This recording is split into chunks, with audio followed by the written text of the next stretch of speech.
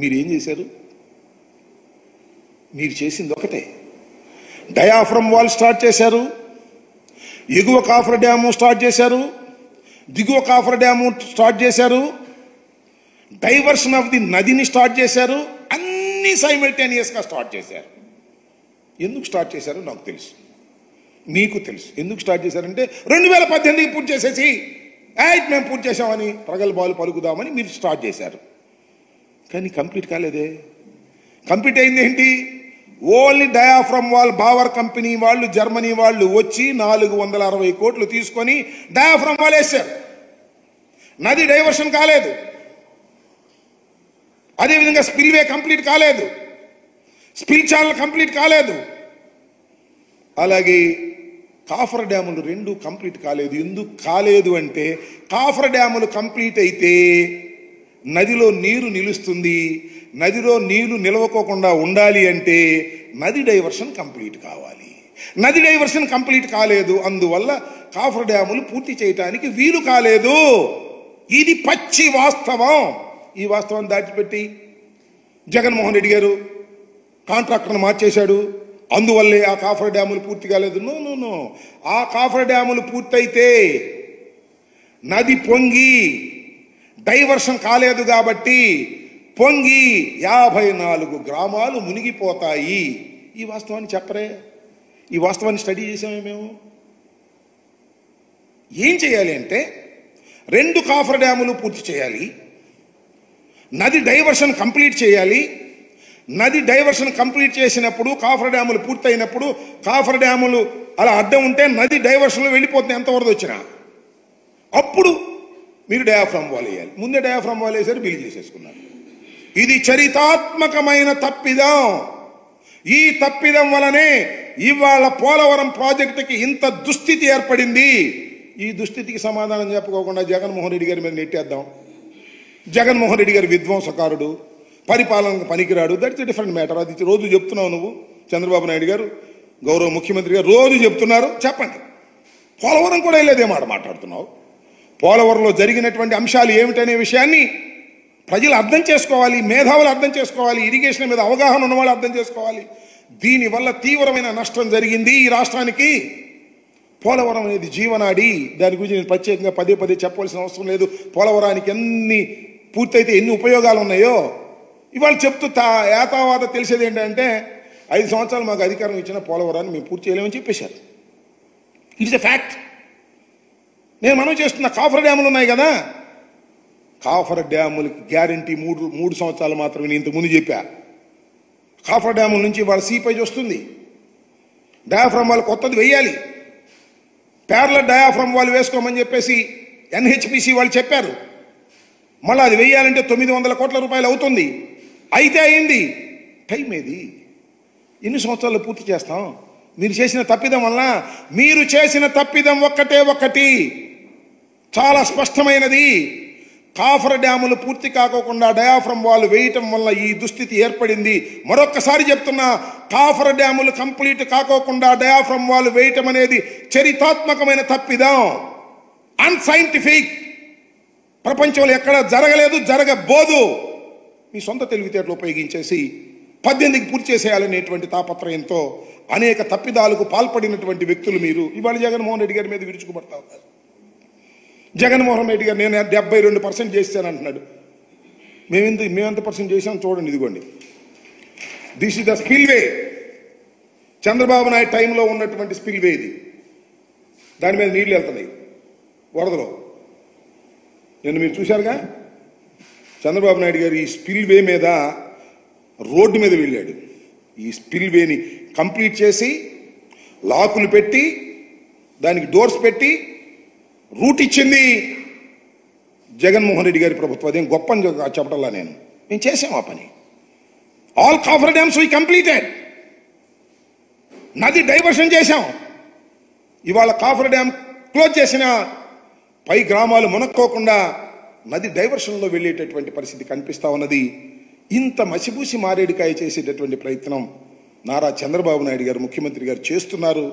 కాబట్టి ప్రజలు దీన్ని అర్థం చేసుకోవాలనేటువంటి ఉద్దేశంతో నేను మీ ముందుకు వచ్చి చెప్పాలని భావంతో వచ్చాను. ఇంకొక మాట చెప్తున్నా, వెరీ వెరీ కాంప్లికేటెడ్.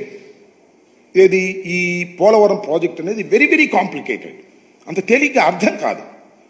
ఏంటి అంత అర్థం కాదని గట్టిగా చెబుతున్నారంటే నాకు అర్థం కాలేదు కాబట్టి. నేను అనేక సార్లు విజిట్ చేసి స్టడీ చేసి అనేక మంది అడ్వైజర్తో మాట్లాడిన తర్వాత నేను నిర్ణయం తీసుకున్నా, ఇది ఇప్పుడు పూర్తయ్యేది కాదు అని చెప్పిన మొదటి వ్యక్తిని నేను. ఇవాళ చంద్రబాబు నాయుడు గారికి అదే చెప్తున్నాడు కదా, కొత్త విషయం చెప్తున్నాడు చెప్పండి, నాకు అర్థం కాలేదు. నేను ప్రజలకి మరొక్కసారి అర్థమయ్యే విధంగా నేను దీని మీద ఎక్స్ప్లెయిన్ చేయాలనేటువంటి ఉద్దేశంతో ఉన్నా. ఎందుకంటే ఇవాళతో అవధి ఇది, ప్రతి సోమవారం వెళ్తానంటున్నాడు. ప్రతి సోమవారం వెళ్తాం మా ప్రభుత్వాన్ని, జగన్మోహన్ రెడ్డి గారిని దూషించడమే పనిగా పెట్టుకోబోతున్నాడు నారా చంద్రబాబు నాయుడు గారు. కాబట్టి దీన్ని కూలంకుషంగా ప్రజలు అర్థం చేసుకోవాలి. ఇంతకు ముందు చెప్పాను, మళ్ళా చెప్తాను. నేను మనస్ఫూర్తిగా చెప్తున్నాను, ఒక మానవుడిగా చెప్తున్నాను, ఒక పౌరుడిగా చెప్తున్నాను. జగన్మోహన్ రెడ్డి గారి తప్పిదం పోలవరంలో ఏ మాత్రం లేదు. నారా చంద్రబాబు నాయుడు గారి ప్రభుత్వం చేసిన తప్పిదాల వలనే పోలవరానికి ఈ దుస్థితి పట్టింది. 4 సంవత్సరాలకు అవుతుందా, 5 సంవత్సరాలకు అవుతుందా, చివరికి అపర మేధావినని చక్రం తిప్పానని చెప్పుకుంటున్నటువంటి నారా చంద్రబాబు నాయుడు గారు కూడా చెప్పలేని దుస్థితికి రావడానికి కారణం నారా చంద్రబాబు నాయుడు గారి ప్రభుత్వం చేసినటువంటి తప్పిదం తప్ప మరొకటి కాదు అని ఈ సందర్భంగా నేను మనవి చేస్తున్నాను. ఒక్క 4 నిమిషాలు మీరు ఓపిక పడితే ప్రజలకు అర్థమయ్యే విధంగా నేను చెప్పేటటువంటి ప్రయత్నం చేస్తానని కూడా ఈ సందర్భంగా నేను మనవి చేస్తున్నాను. ఇది నేను ఇందాక చెప్పినట్టుగా పోలవరం, గోదావరి నది మీద ఉన్నటువంటి Polavaram is a peculiar situation. దాన్ని అన్ని నదుల మీద కట్టినట్టుగా ఇక్కడ ప్రాజెక్ట్ కట్టలేదు, నదిని డైవర్ట్ చేశారు. దాన్ని మీకు ఎక్స్ప్లెయిన్ చేస్తాను. ఫర్ ఎగ్జాంపుల్, ఇది నది ఇక్కడ నుంచి ప్రవహిస్తుంది, గోదావరి నది. సహజంగా ఏం చేస్తారంటే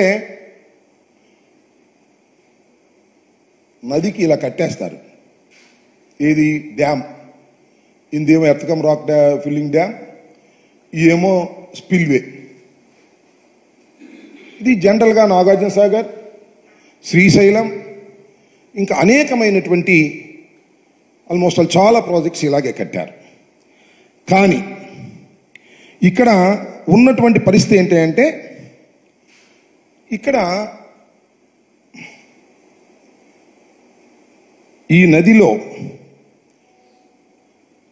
నదిలో ఉన్న ప్రత్యేకత ఏమిటి అంటే, భూభాగంలో కిందకి వెళితే ఎక్కడ కూడా అన్ని ఇసుక పొరలే తప్ప, చాలా దూరం వరకు ఇసుక పొరలే ఉన్నాయి.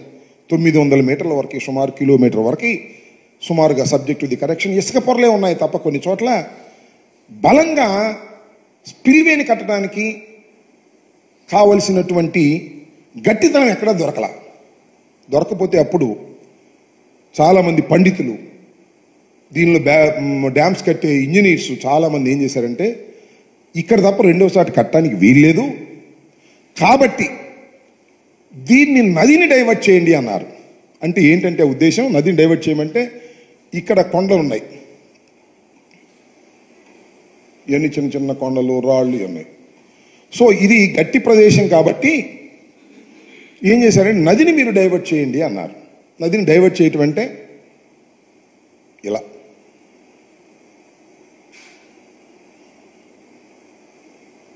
ఇలా వస్తున్నది.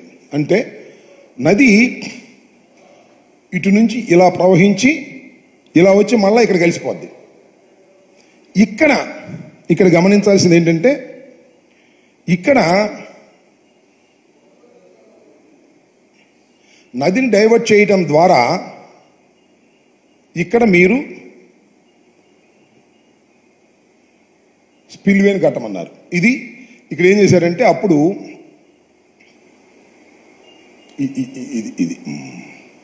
ఇది కదా, ఇక్కడ స్పిల్వేని కట్టమన్నారు.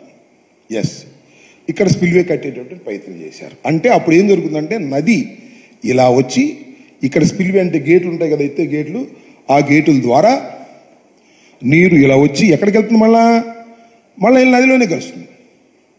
సింపుల్. సో ఇక్కడ బాగా కట్టుకోవడానికి అవకాశం ఉంది కదా, మరి దీన్ని ఏం చేయాలి? నదిని ఇక్కడ earth cum rock filling dam